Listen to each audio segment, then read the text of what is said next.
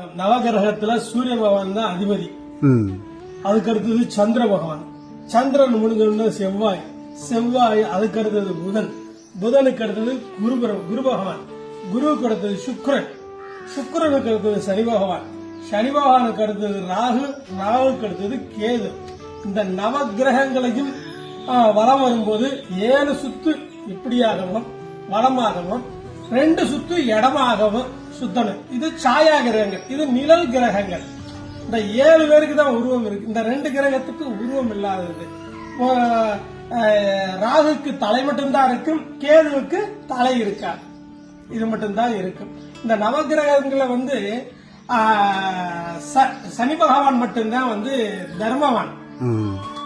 அவரு எந்த பலன் கொடுக்கறதா இருந்தாலும் சரி, நல்லதாகட்டும் கெட்டதாகட்டும், எது கொடுக்கறதா இருந்தாலும் அவரு சிறப்பா செய்வார்.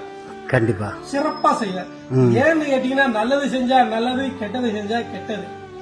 அப்ப எப்ப வரும்னு கேட்டீங்கன்னா, அந்த 7.5 சனின்னு சொல்லுவாங்க பாத்தீங்களா, அந்த காலகட்டத்துல ஒவ்வொரு ராசிக்கு 2.5 வருஷம் 2.5 வருஷம் 2.5 வருஷம்னு போவாங்க.